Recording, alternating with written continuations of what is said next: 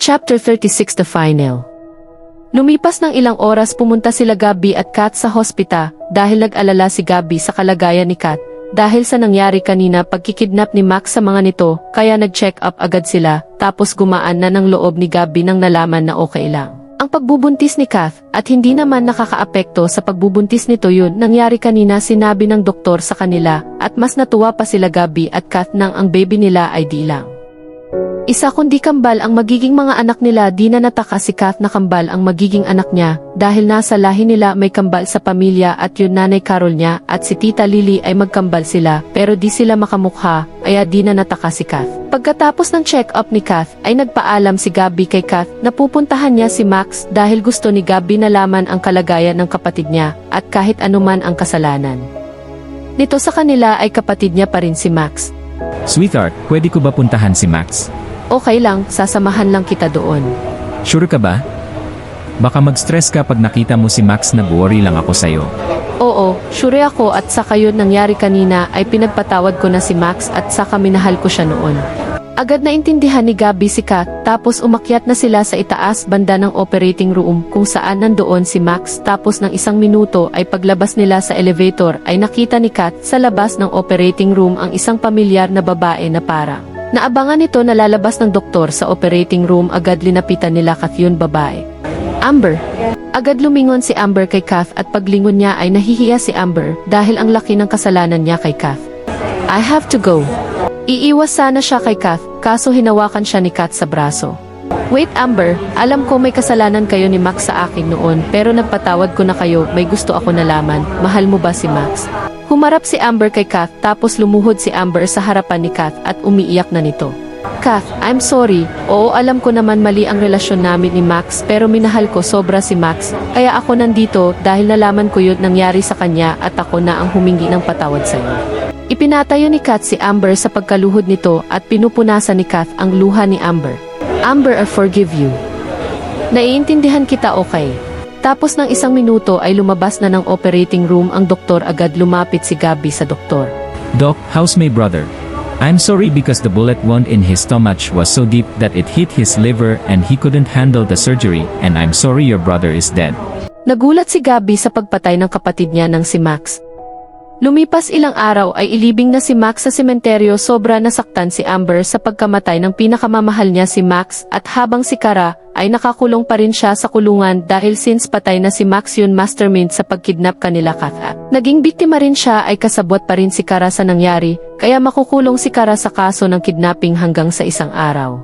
Kinabukasan ay dumating si Leia sa Amerika dahil namimiss niya ang anak niya na si Gabby at apo niya na si Gaeb at gusto ni Leia makabawi kay Gabby dahil wala siya sa tabi nito noon namatay yun asawa ni Gabby na si Angela dahil busy siya sa restaurant nila sa Pilipinas kaya di siya nakauwi sa Amerika at kahit wala man si Leia sa Amerika ay nalalaman pa rin niya ang mga nangyayari sa buhay ni Gabby at nalaman rin ni Leia noon buhay pa si Angela ay si Kath ang aalaga kay Angela noon lumalaban pa nito sa sakit cancer sobrang bilib si Leia sa ginawa ni Kath at kahit namatay na si Angela ay may care pa rin si Kath kanila Gabby lalo sa apo niya ng si Gaeb at ngayon nag-realize ni Leia kung kagaano kabait si Kath at nagsisisi siya kung natutol siya noon sa mamahalan nila Gabby at Kath at ngayon di na tumututol si Leia sa mamahalan nila Gabby at Kath lalo na.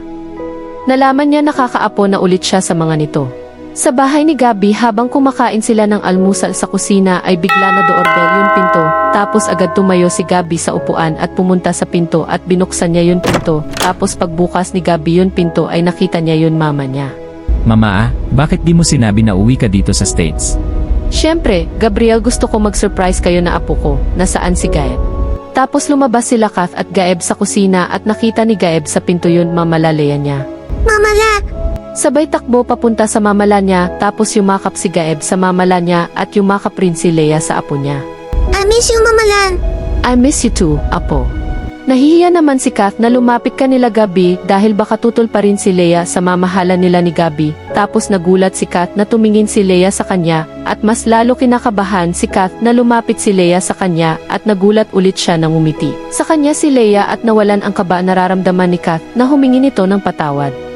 Kath, patawarin mo ako sa di kita tinanggap bilang girlfriend ni Gabriel noon at dinamay kita sa galit ko sa tatay mo at nagsisisi na ako. Nag-usap na kami ng magulang mo bago pa ako umalis at pinatawad ko sila na iintindihan ko na ang dahilan nila kung bakit di sila makabayad sa utang nila. Okay lang po, Ma'am Leia. Ano, Ma'am? Mama na lang tawag mo sa akin dahil part ka na ng pamilya na to. Sige po, Mama. Yumakap si Leia kay Kath at habang si Gabby ay masaya siya dahil sa wakas ay tinanggap na rin ni Leia ang pinakamamahal niya ng si Kath. Lumipas ng 5 buwan ay nanganak na si Kath at masaya sila kahit nahihirapan si Kath maglibor dahil kambal nga yun una niya anak pero kaya lampasan yun basta masaya siya nang hinawakan niya ang kambal niya isang baby boy at isang baby girl tapos. Pumasok na si Gabby sa delivery room at sobra saya ni Gabby nang makita niya ang mga anak niya tapos hinalikan ni Gabby si Kath sa noo at binuhat niya yun isa sa kambal at pangalanan nila. Yun kambal ng Gabriel Angelo sa lalaki at Garinaan sa babae kaya yun naisip nila Gabby at Kath dahil pinaghalo ang mga pangalan nila Gabriel at Kathrina. Lumipas ng panahon ng 6 buwan ang mga bata ay napakasal sila Gabby at Kath sa simbahan at sabay ang binyag ng kambal nila at buong pamilya ni Kath ay pumunta sa Amerika para sa kasal nila tapos sila Benji at Micah ang best man at maid honor sa kasal nila Gabby at Kath at si Gaeb ang ring bearer. Sa simbahan ng pagbukas ng pinto ng simbahan ay nakita agad ni Gabby si Kath nang lumalakad nito papunta sa kanya sa altar. Habang si Gabby ay umiiyak sa sobra saya at inalala niya ang pagsubok sa pagmamahalan nila ni Kath. Tapos pagdating nila Kath Juan at Carol sa altar ng simbahan ay agad magmano si Gabby kanila Juan at Carol ganon din ginawa ni Kath magmano din kay Leia tapos ibigay na ni Juan ang kamay ni Kath kay Gabby at pumunta na sila sa altar. Tapos isang oras ay Mr. and Mrs. Gabriel Santos na sila. Pagkatapos ng kasal ay namuhay sila sa Amerika kasama ang 3 mga anak nila at mommy na rin ang tawag ni Gaeb kay Kath at maging masaya ang pamilya nila Gabby at Kath. Lalo maging tagumpay yun restaurant ni Gabby sa buong Amerika at si Kath ay bumalik sa trabaho niya bilang nurse dahil mahal niya ang trabaho niya at kahit pamilya na siya ay di niya iiwan pagiging nurse. Sa bahay habang natutulog yun kambal sa baby crib nila ay nakatingin sila Gabby at Kath. Ang bilis ng araw, dati ay pasyente lang kita noon pero ngayon ay asawa na kita Gabby. Oo nga at thank you. Saan naman sweetheart? Humarap si Gabby kay Kath at hinawakan niya ang mukha ni Kath. Thank you kasi tinanggap mo ako kahit may kapansanan man ako ay minahal mo ako buong puso. At thank you kasi bumalik ka sa buhay ko. I love you, Kath. I love you too, Gabby. Hinalikan ni Gabby si Kath sa labi. Sa pag-ibig kahit pinaglayo man kayo ng tadhana at kung kayo para sa isa't isa ay babalik pa rin sa isa't isa. Ito na pagwawakas ng kwento na ito at marami salamat pakikinig sa kwento nila Gabriel at Kathrina at abangan rin ang bago kwento na inihahandog ko sa inyo kung nagustuhan ang chapter natin ngayong linggo na to. Huwag niyo malimutan mag-like at mag-subscribe na sa Miss V. And thanks for watching at meron na rin ako TikTok, please follow nyo naman TikTok ko, nasa baba yung link.